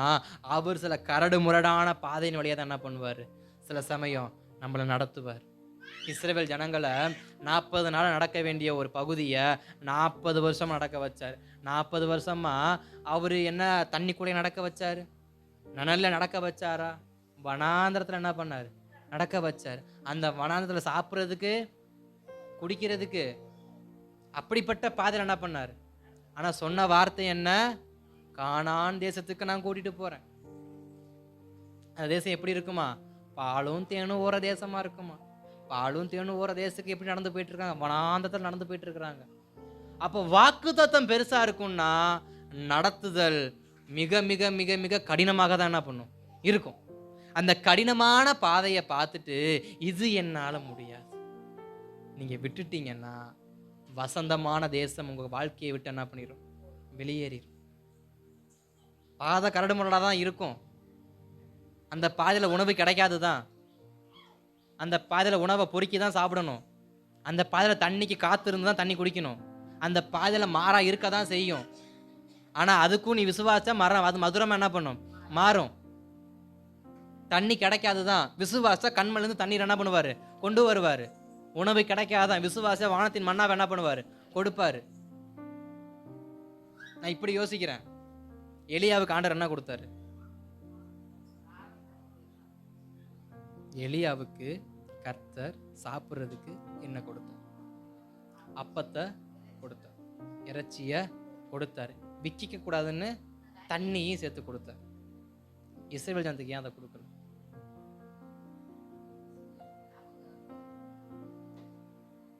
இஸ்ரவேல் ஜனத்துக்கு ஏன் கொடுக்கல? ஸ்ட்ரெயிட்டா அப்பத்தை கொடுத்துருக்கலாம்ல. ஏன் காடையை கொடுத்த? ஸ்ட்ரெயிட்டா இறைச்சியாவே கொடுத்துருக்கலாம்ல. ஏன் கண்மலையை உடைச்ச? ஸ்ட்ரெயிட்டா தண்ணி கொடுத்துருக்கலாம்ல. அவரால் முடியுமா? முடியாதா? முடியும். ஆனா இஸ்ரவேல் ஜனங்களுக்கு ஒரு பெரிய வாக்குத்தத்தம் என்ன பண்ணுது இருக்கிறதுனால இவங்களை கொஞ்சம் கஷ்டப்படுத்தியே கர்த்தர் கொண்டு போனார். காரணம் என்னன்னா இதுக்கப்புறமே கஷ்டப்பட போறது இல்ல. வசனம் அழகா சொல்லுது, அவர்கள் கானான் தேசத்தில் கால் வைத்த உடனே வானத்திலிருந்து பொழிந்த மன்னா நின்று போயிட்டு, அது வரைக்கும் மண்ணாவை பொறுக்கிட்டு வந்து அதை அரைச்சி அதனால அப்ப சுட்டு சாப்பிட்டு இருந்தவங்க அப்பஞ்சுற வேலை இல்லாம ஆக்கிட்டார். அப்ப கொஞ்சம் கஷ்டமான பாதையில கர்த்தர் நடத்துறாரு அப்படின்னா உங்க விசுவாசம் என்ன பண்ணிடாதீங்க, விட்டுறாதீங்க. ஐயோ இந்த பாதையில டெய்லி மண்ணா பொறுக்க வேண்டியதா இருக்கு. 40 வருஷம் வெறுப்பாயிருக்காது மனுஷனுக்கு வாழ்க்கை. 40 வருஷமா டெய்லி மண்ணாவை பொறுக்கணும், அதை கழுவணும், அரைக்கணும், சலிக்கணும், சுடணும், சாப்பிடணும். ஒரு நாள் 2 நாள் இல்லை, 40 நாள், 40 வருஷம். ஸ்தோத்திரம். 40 வருஷம். இப்போ பாதை எப்படி இருந்துச்சு? கஷ்டம். ஒரு பக்கம் நடந்துக்கிட்டு நான் நடந்தே போகணும், குதிரை சவாரியும் கிடையாது, நடந்தே போகணும். 2வது பொறுக்கிக்கிட்டே போகணும். 3வது விக்கல் எடுத்தா வானத்தை பார்க்கணும், தண்ணி வருமா வராதா, வருமா வராதா, வருமா. இதெல்லாம் விட இன்னொரு வேலை கொடுத்தாரு, ஆசிரியப்பு கூட என்ன பண்ணு, கட்டு. அப்ப இந்த 40 வருட யாத்திரை எப்படிப்பட்ட யாத்திரையா இருந்துச்சு? சுகமான யாத்திரையா இருந்துச்சா? Very very toughest. ரொம்ப டஃபா வச்சிருந்தாரு இந்த 40 வருட யாத்திரைய.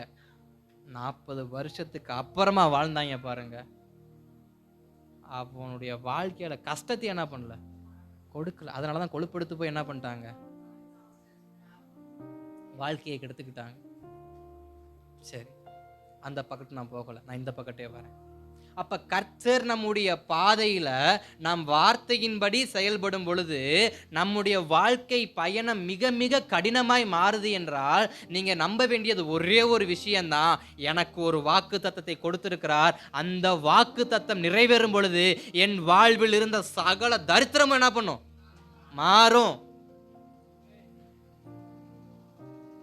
எப்ப அது நிறைவேறும் பொழுது. அது வரைக்கும் என்ன பண்ணணும், பின் தொடர்ந்து கொண்டே போயிட்டு இருக்கணும். சொன்ன வார்த்தை நடத்துவேன், பின் தொடர்ந்து போய்கிட்டே இருந்தாங்க. அது நிறைவேறுச்சு. அந்த வார்த்தையானது நிறைவேறியது. இப்போ இரண்டாவது, நம்முடைய வாழ்க்கை பிரஸ்தாபம் ஆகணும்னா, பிரஸ்தாபப்படணும் அப்படின்னா, ஆபிரகாமை கர்த்தர் பிரஸ்தாபப்படுத்தினார். இஸ்ரவேல் ஜனத்தை கர்த்தர் பிரஸ்தாபப்படுத்தினார். அவங்க பண்ண யாத்திரையில அவங்க பேரை கர்த்தர் எவ்வளவா உயர்த்தினார்.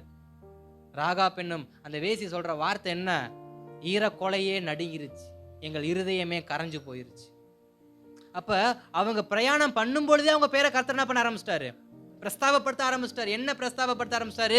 இவனுக்கு விரோதமா கை நீட்டாதரா, இவனுக்கு விரோதமா கை நீட்டினா கர்த்தருடைய காரம் என்ன பண்ணும்? இறங்கி வரும். நீ வழி விட்டுரு, அது நல்லது உன் வாழ்க்கைக்கு.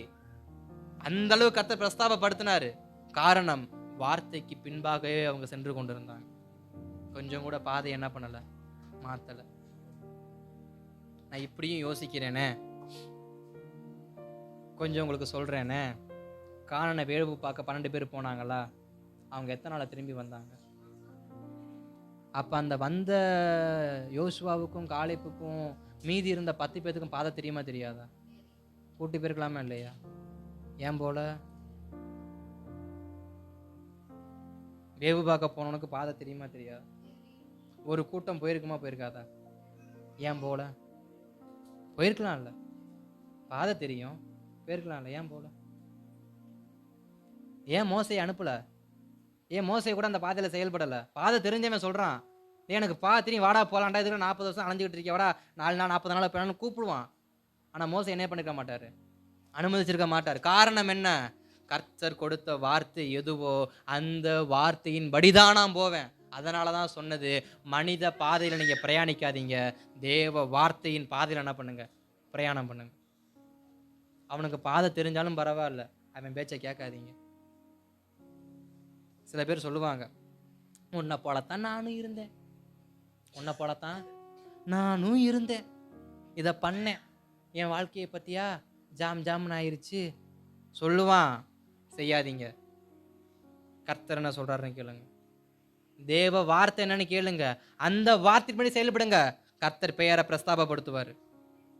நம்முடைய பெயர் பிரஸ்தாபப்பட வேண்டும் என்றால் பிரஸ்தாபப்படுத்துகிறோடைய வார்த்தையை கேட்டால் மட்டும்தான் பிரஸ்தாபப்பட முடியும். மனிதன் நம்மை ஒரு நாளும் பிரஸ்தாபப்படுத்த மாட்டான். அதனால மனிதனுடைய பேச்சை கேட்காதீங்க, அது யாரா இருந்தாலும் சரி. உங்களை யாரு பிரஸ்தாபப்படுத்த முடியும்? உங்க பெயரை யாரு பெருமைப்படுத்த முடியும்?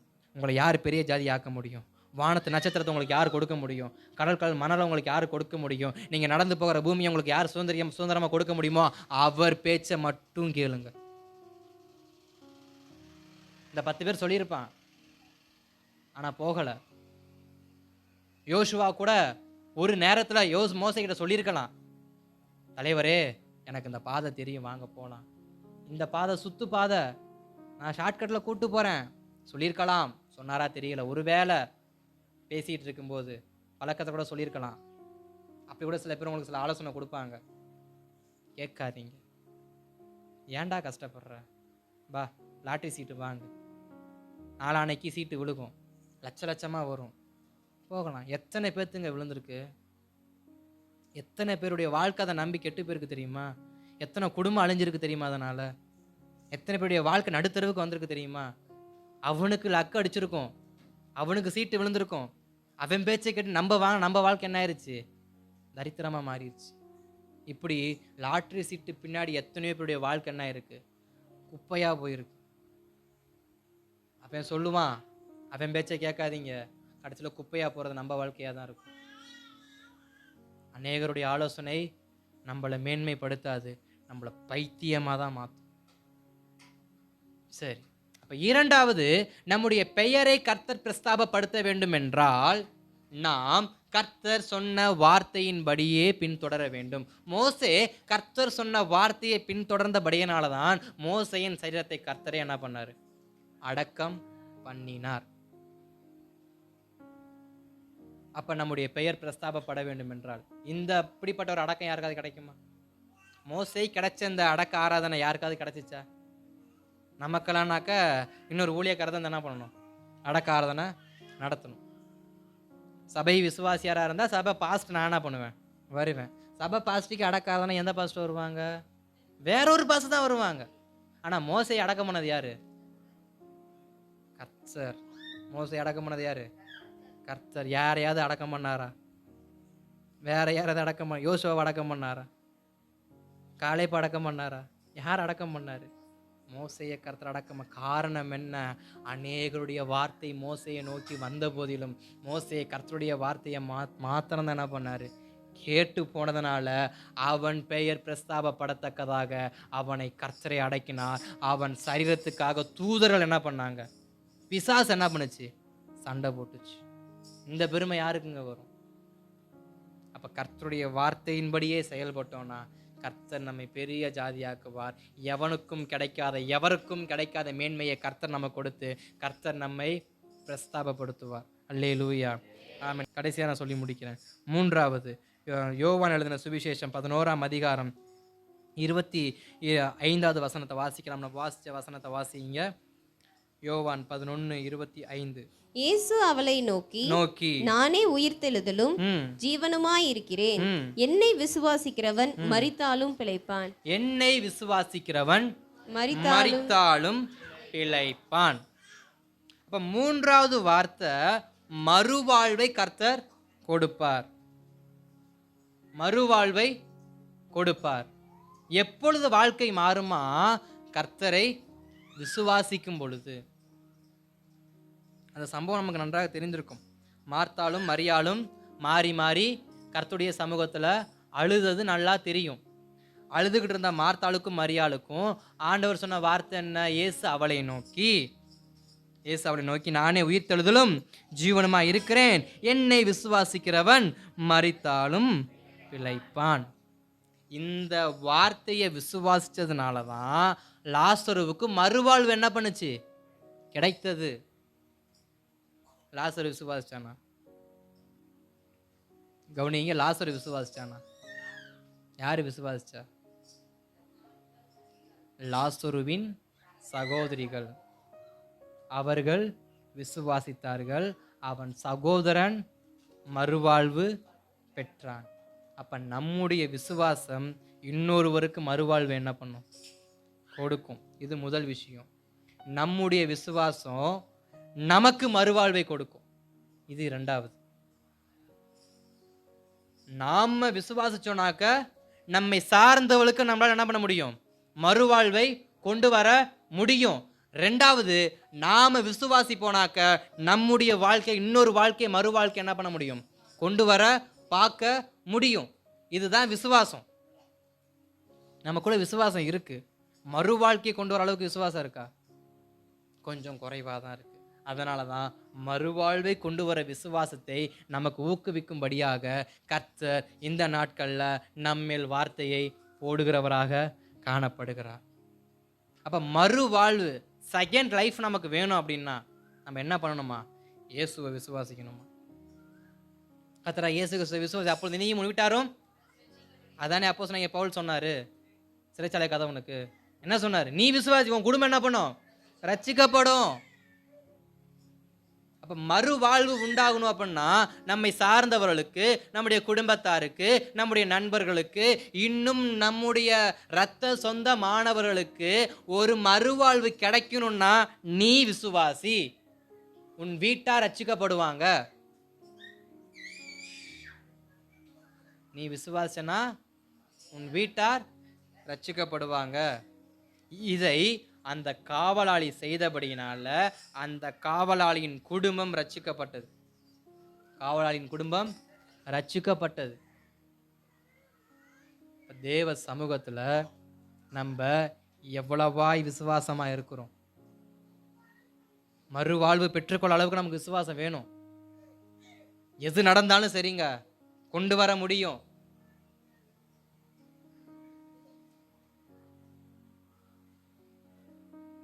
அதனால தான் ஆண்டவராக இயேசு கிறிஸ்து எத்தனையோ மரித்தோர் என்ன பண்ணார்? எழுப்பி விட்டார். இயேசுவின் நாமத்தில் எலும்பு தகித்தாகும் என்ன சிறு பண்ண எலும்புன்னாரு. 12 வயசு ஆகுது, எழுப்பி விட்டார்ல. அப்ப கர்த்தர் நம்முடைய வாழ்க்கையை மறுபடியும் எழுப்பி விடுவதற்கு அவர் உண்மை உள்ளவராக இருக்கிறார். நாம் விசுவாசிப்போன்னு சொன்னா நம்முடைய விசுவாசம் எந்த அளவுக்கு இருக்கோ அந்த அளவுக்கு கர்த்தர் நம்மை மீண்டும் உயிர்ப்பிக்கிறதற்கு அவர் உண்மை உள்ளவராக இருக்கிறார். திருப்பிக் கொள்ளுங்கள். சங்கீதங்களின் புஸ்தகம் 88வது சங்கீதத்தில் 10, 11, 12 வாசிக்கலாமா? சங்கீதம் 88, 10, 11, 12 வாசிக்கலாமா? மரித்தவர்களுக்கு அதிசயங்களை செய்வீரோ? செத்து போன வீரர் எழுந்து உம்மை துதிப்பார்களோ? பிரேத குழியில் உமது கிருபையும் அழிவில் உமது உண்மையும் விவரிக்கப்படுமோ? இருளில் உமது அதிசயங்களும் மறதியின் பூமியில் உமது நீதியும் அறியப்படுமோ? இங்க சங்கீதக்காரன் கேட்கிறாரு, ஆகுமா ஆகுமா ஆகுமா, அதாவது நடக்குமா நடக்குமா நடக்குமா. ஒரு பாட்டு ஒன்று இருக்குல்ல, என்ன பாட்டு? நடக்குமா நடக்காதா, சோர்ந்து போய் அற்புதம் நடக்குமா நடக்காதான்னு ஏங்கி கொண்டேன், நான் நினைத்திடா வேளையில் அற்புதம் செய்தீர். அடுத்த என்ன லைனு? சரி, ரைட். இப்போ வார்த்தை அழகா இருக்கு. நடக்குமா நடக்காதா? இங்க 8வது வசனம் என்ன சொல்லுது? நடக்குமா நடக்காதா. மரிச்சவன் ஏந்திரிப்பானா மாட்டானா? வீரன் ஏந்திரிப்பானா மாட்டானா? இது இங்க கேள்வி. ஆனா வார்த்தை சொல்லுது நடக்குமா நடக்காதான்னு நினைச்சுக்கிட்டு இருந்த நம்முடைய வாழ்க்கையில கர்த்தர் என்ன பண்ணுவாரு? மறுபடியும் நடக்க வைப்பாரு. அப்போ ஒரு மறு வாழ்க்கை அவர் என்ன பண்றாரு? கொடுக்கிறார். அப்படியே பின்னாடி திருப்பி வாசிங்க 15, 16, 14, 15 வசனத்தை. கர்த்தாவே, ஏன் என் ஆத்துமாவை தள்ளிவிடுகிறீர்? ஏன் உமது முகத்தை எனக்கு மறைக்கிறீர்? சிறு வயது முதல் நான் சிறுமைப்பட்டவனும் மாண்டு போகிறவனுமாய் இருக்கிறேன். உம்மால் வரும் திகில்கள் என் மேல் சுமந்திருக்கிறது. நான் மனம் கலங்கி இருக்கிறேன். உம்முடைய எரிச்சல்கள் என் மேல் புரண்டு போகிறது. உம்முடைய பயங்கரங்கள் என்னை அதம் பண்ணுகிறது.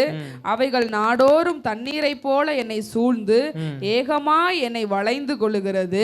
சிநேகிதனையும் தோழனையும் எனக்கு தூரமாக விலக்கினீர். எனக்கு அறிமுகமானவர்கள் மறைந்து போனார்கள். ஸ்தோத்திரம். சங்கீதக்காரன் அழகா விவரிக்கிறாரு. என் வாழ்க்கை எப்படி இருக்கு? அந்த கோலமா இருக்கு. இது மாறுமா? மறுவாழ்வு வருமா? வரும். மறுவாழ்வு வரும். எப்பொழுது? விசுவாசி. இயேசு அவளை நோக்கி, என்னை விசுவாசிக்கிறவன் மரித்தாலும் பிழைப்பான். ஒரு வாழ்க்கை நமக்கு வேணும், ஒரு மறுவாழ்வு நமக்கு வேண்டும். நம்முடைய வாழ்க்கை எவ்வளவு அந்த கேட ஆயிருந்தாலும் பரவாயில்லை, நம்முடைய வாழ்க்கை எவ்வளவு அதல பாதாளத்தில் போயிருந்தாலும் பரவாயில்ல, மரண இருளின் பள்ளத்தாக்கில் நடந்தாலும் கர்த்தர் நம்மை பொல்லாங்கனுக்கு என்ன பண்ண மாட்டாரு? விட்டு கொடுக்க மாட்டார். தேவரீர் உமது கோலும் தடியும் என்னை தேற்றும். இந்த விசுவாசம் இருந்தா நம்முடைய வாழ்க்கை ஒரு மறுமலர்ச்சி என்ன பண்ணும்? உண்டு. இப்படியா காலையில் ஒரு ஜெபம் பண்ணேன். என்ன ஜெபம் பண்ணேன் அப்படின்னா, ஆண்டவரே, சூரியன் உதிக்கும் பொழுது எவ்வளவு அழகா இருக்கு. சூரியன் உதிக்கும் பொழுது அழகா இருள் என்ன பண்ணுது? மறைஞ்சு போகுது. சூரியன் உதிக்கும் போது அழகா எல்லாமே என்ன பண்ணுது? வெளியரங்கமா வெளி கொண்டு வருதே. அதுபோல சூரியன் உதிக்கிற அந்த நேரத்தில் எப்படி இருள் மறைஞ்சு போகுதோ, அதுபோல தேவனுடைய வார்த்தையின் நிமித்தமாக எல்லா இருளும் மறைஞ்சு போகட்டும். இங்கே வார்த்தை அப்படி தானே போடப்பட்டிருக்கு. அங்கே வாசிங்க 88வது வசனத்தை, அதே சங்கீதத்தில் அந்த கீழே ஒரு வார்த்தை இருக்குமே, 12வது வசனம். இருளில் உமது அதிசயங்களும் மறதியின் பூமியில் உமது நீதியும் அறியப்படுமோ? இருளில் உமது அதிசயங்கள். இருள் அதிசயம் என்ன பண்ணணும்? நடக்கணும். இருள் தாங்க, கார் இருள் தாங்க. தேவனை விசுவாசிங்க. கர்த்தர் இருளுக்குள் ஒரு வெளிச்சத்தை என்ன பண்ணுவார்? கொடுப்பார். என்னை விசுவாசிக்கிறவன் மரித்தாலும் பிழைப்பான். என்னை இருளுக்குள் இருந்தாலும் அவனுக்கு ஒரு சூரிய உதயத்தை நான் பண்ணியிருக்கிறேன், வச்சிருக்கிறேன். சூரிய உதயத்தை என்ன பண்ணியிருக்கிறேன்? வச்சிருக்கிறேன்.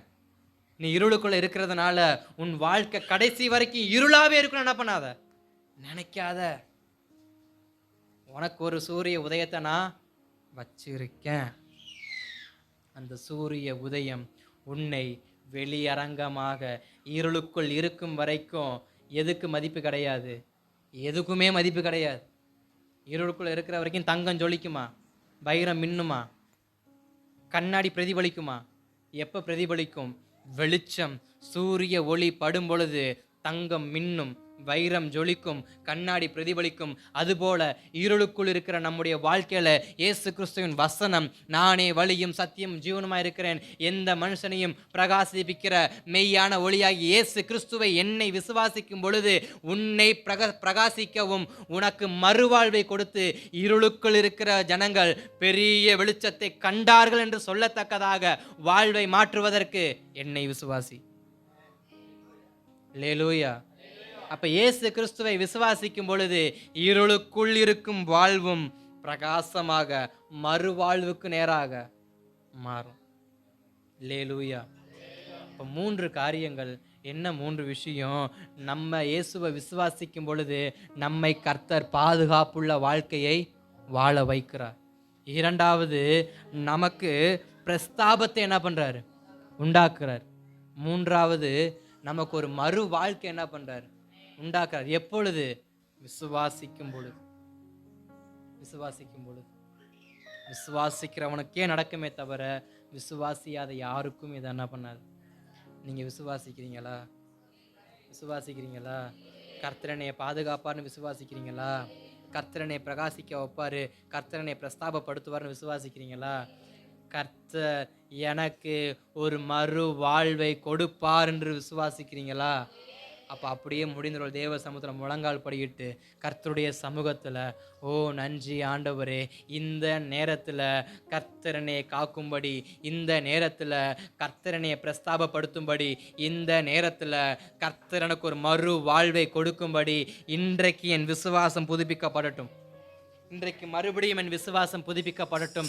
சிலருடைய விசுவாசங்கள் சில காரியத்தின் மேலே ரொம்ப ரொம்ப அளவு கம்மியாக இருக்குது. 100க்கு 100 இயேசுவை நம்பும் பொழுது, 100க்கு 100 விசுவாசிக்கும் பொழுது அற்புதம் நடக்கும் என்றால் நம்முடைய விசுவாசம் இன்றைக்கு 100க்கு 100 மாறும்படி தேவ சமூகத்தில், அப்பா உண்மை நான் விசுவாசிக்கிறேன், உண்மை நான் விசுவாசிக்கிறேன், 100க்கு 100 உண்மை நம்புகிறேன்ப்பா, 100க்கு 100 உண்மை நம்புகிறேன் ஆண்டவரே, நான் விசுவாசிக்கிறேன், எனக்கு ஒரு அடையாளத்தை கொடுங்க, நான் விசுவாசிக்கிறேன், என் வாழ்க்கையை கர்த்தர் மாற்றுங்க.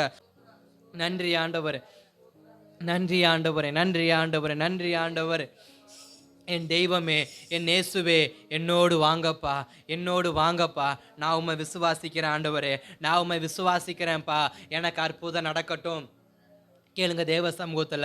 விசுவாச அற்புதம் நடக்கும்னு சொன்னீங்களப்பா, விசுவாச மரித்தவன் பிழைப்பான்னு சொன்னீங்களப்பா, விசுவாச மறுவாழ்வு கிடைக்குன்னு சொன்னீங்களப்பா, விசுவாச பிரசித்தமாக்குவேன்னு சொன்னீங்களப்பா, விசுவாச பாதுகாப்புன்னு சொன்னீங்களப்பா.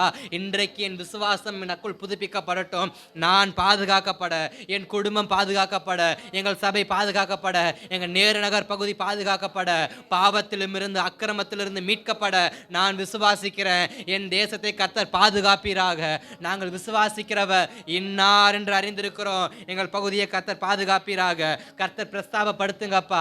சிலருடைய பெயர் இன்னும் வெளியில வராமே இருக்கு, சிலருடைய ஆசீர்வாதம் வெளியில வராமே இருக்கு. கர்த்தர் பிரஸ்தாபப்படுத்துங்க, கர்த்தர் பிரஸ்தாபப்படுத்துங்க. கர்த்தாவே, உம்முடைய வார்த்தையின்படியே நடக்கிறேன், என்னை பிரஸ்தாபப்படுத்துங்கன்னு கேளுங்க. இன்றைக்கு தேவ சமூகத்துல விசுவாசத்துக்கு நம்மளை ஒப்பு கொடுப்போம். கர்த்தாவே, வார்த்தையின்படி செய்ய என்னை ஒப்பு கொடுக்கிறேன், வார்த்தையின்படி செய்ய ஒப்பு கொடுக்கிறேன், வார்த்தைக்கு பின்பாக செயல்பட என்னை ஒப்பு கொடுக்கிறேன், வார்த்தைக்கு பின்பாக செயல்பட ஒப்பு கொடுக்கிறேன். ஆண்டவரே, விசுவாசிக்கிறேன்ப்பா, விசுவாசிக்கிறேன்ப்பா. சந்தேகப்படாம, மனுஷ ஆலோசனையை கேட்காம தேவ வார்த்தையை மாத்திரம் நான் கேட்கிறேன். இன்றைக்கு என் விசுவாசம் புதுப்பிக்கப்படட்டும், என் விசுவாசம் புதுப்பிக்கப்படட்டும். ஓ, தேவனால் கூடாத காரியம் இல்லை என்று சொன்னீங்கல்லப்பா, மனுஷனால் இது கூடாது, தேவனால் கூடும் என்று வாக்கு தத்தம் செய்தீரே.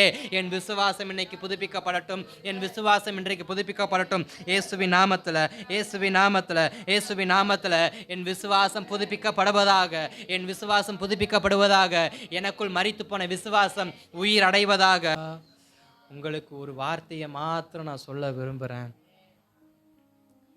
எலியாவுடைய வாழ்க்கை ஆரம்பம் அது ரொம்ப ஆசீர்வாதமாக இருந்துச்சு. கொஞ்சம் யோசிச்சு பாருங்க. 450 பேரை வெட்டின எலியா, கர்மலை அசைத்த எலியா, சூறை செடியின் கீழ் செத்து கிடந்தான் என்ற வார்த்தை எலியாவின் வாழ்க்கைக்கு அழகா? அல்லது 450 தீர்க்கதரிசியை வெட்டினவன், கர்மெல் சிகரத்தை அசைத்தவன், அக்கினி ரதத்தில் எடுத்துக்கொள்ளப்பட்டான் என்பது ஆசீர்வாதமா? இன்றைக்கு நமக்கு எந்த வாழ்க்கை? இயேசுவை வார்த்தையை விசுவாசிச்ச எலியா, வார்த்தையை பின்தொடர்ந்த எலியா, அக்கினியை இறக்கின எலியாவின் வாழ்க்கையில் தேவன் அக்கினி ரதத்தில் கொண்டு போனார். இன்றைக்கு தேவ சமூகத்தில் உங்கள் விசுவாசம் அக்கினி ரதத்தில் போகிறதா இருக்கணுங்க. ஸ்தோத்திரம். எவ்வளவோ அற்புத அடையாளங்கள் நீங்கள் செஞ்சிட்டீங்க, எவ்வளவோ காரியத்தை கர்த்தர் உங்கள் வாழ்க்கையில் செஞ்சிட்டாரு. உங்கள் வாழ்க்கை சூறை செடியின் கீழே செத்து கிடந்தான். அவனுடைய சரீரத்தை காகங்கள் கொத்தியது, கழுகுகள் கொத்தியது, நாய்கள் தின்றது என்பது சாட்சி அல்லங்க. அவன் அக்கினி ரதத்தில் எடுத்துக்கொள்ளப்பட்டான். அவன் அக்கினி ரதத்தில் எடுத்துக்கொள்ளப்பட்டான். இதுவே எலியாவின் வாழ்க்கைக்கு ஒரு அச்சாரமாய் காணப்பட்டது. இன்றைக்கு நம்முடைய வாழ்க்கையில் தேவனே, என் வாழ்க்கையில் எவ்வளவோ நடந்துருச்சு, இந்த கொஞ்ச காலத்தில் நான் பலவீனப்பட்டவனாக காணப்படுறேன். இந்த பலவீனம் எனக்கு வேண்டாம், இந்த சோர்வு எனக்கு வேண்டாம், இந்த ஆண்டவரே காரியம் எனக்கு வேண்டாம், இப்படிப்பட்ட மரணம் எனக்கு வேண்டாம்ப்பா. வார்த்தையை நான் பின்தொடர்றேன், வார்த்தையை நான் பின்தொடர்றேன், வார்த்தையை நான் பின்தொடர்றேன். ஸ்தோத்திரம். யார் கர்த்தருடைய வார்த்தையை பின்தொடர நினைக்கிறீங்களோ, யார் கர்த்தருடைய வார்த்தையின்படியே செயல்பட நினைக்கிறீங்களோ, யார் கர்த்தர் சொன்னபடியே நான் செய்வேன் நினைக்கிறீங்களோ, உங்கள் வல கரத்தை மாத்திரம் உயர்த்தி, அல்லது உங்கள் வல கரத்தை உங்கள் சிரசின் மேலே வைத்து, உங்கள் சிரசின் மேலே வைத்து, அப்பா நான் உயிரடைய வேண்டும்பா, என் விசுவாசம் உயிரடைய வேண்டுமே ஆண்டவரே, ஸ்தோத்திரம். கர்த்தர் காக்கும்படி நான் ஆண்டவரே விசுவாசத்தில் உயிரடைய வேண்டும் அப்பா. கர்த்தர் பிரஸ்தாபப்படுத்தும்படி என் விசுவாசம் உயிரடைய வேண்டும் அப்பா. கர்த்தர் மறுவாழ்வை கொடுக்கும்படி என்னுடைய விசுவாசம் உயிரடைய வேண்டும் ஆண்டவரே. இன்றைக்கு எங்கள் சபையை ஒப்பு கொடுக்கிறோம். விசுவாசத்தில் பிந்தினவர்கள், விசுவாசத்தில் குறை உள்ளவர்கள் அப்பா, உமது கரத்தில் ஒப்பு கொடுக்கிறேன். விசுவாசத்தை கர்த்தர் அதிகரிப்பீராக. இயேசுவின் நாமத்தில் விசுவாசம் அதிகரிக்கட்டும், விசுவாசம் அதிகரிக்கட்டும். சூறை செடியின் கீழே செத்து கிடந்தான் என்பது அல்ல, அக்கினி ரதத்தில் எடுத்துக்கொள்ளப்பட்டான் என்பதை போல ஆண்டவரே, இதுவரையும் ஓடி வந்தவர்கள் அப்பா ஸ்தோத்திரம் வெறுமையை பார்க்கக்கூடாது. இதுவரைக்கும் ஓடி வந்துட்டாங்க, இனி இவங்க ஸ்தோத்திரம் சோர்வை பார்க்கக்கூடாது. சோர்வின் நிமித்தம் இவங்க சாட்சி கெட்டு போகக்கூடாது. இவங்க வாழ்க்கையில் எந்த சோர்வு இருந்தாலும் இயேசுவின் நாமத்தில் அந்த சோர்வு எடுத்து போடப்படுவதாக. இவர்களை சோர பண்ணி சூறை செடியின் கீழ் அனுபவத்துக்கு கொண்டு வந்த எந்த காரியமாக இருந்தாலும் அந்த காரியம் இன்றைக்கு இயேசுவின் நாமத்தில் இவர்கள் வாழ்க்கையிலிருந்து வெளியேறுவதாக ஒப்பு கொடுத்து ஜெபிக்கிறேன். இன்னொரு மறு வாழ்க்கையை கர்த்தர் கொடுங்கப்பா. அக்கினி ரதத்துக்கு நேரான ஒரு மறு வாழ்வை கர்த்தர் தருவீராக. இன்றைக்கு சூறை செடியின் கீழ் இருக்கிறவர்கள் புறப்படட்டும். சூறை செடியின் கீழ் வார்த்தையை வேண்டாம் என்று சொல்லி, வார்த்தையின்படி செயல்பட மாட்டேன் என்று சொல்லிக் கொண்டிருந்த எல்லோரும் இயேசுவின் நாமத்தில் மறுபடியும் பிரயாணிக்க ஆரம்பிக்கட்டும்பா, மறுபடியும் பிரயாணிக்க ஆரம்பிக்கட்டும். செய்ய வேண்டிய ஊழியத்தை செய்யட்டும்பா. ஒப்பு கொடுக்கிறோம், தாழ்த்துகிறோம், வெறுமையாக்குகிறோம். இயேசுவின் நாமத்தில் பிதாவே. அல்லேலூயா, அல்லேலூயா. கர்த்தர் நல்லவர், நமக்கு ஒரு மறுவாழ்வு உண்டு. கர்த்தர் நிச்சயம் நம்மை நடத்துவார். அல்லேலூயா.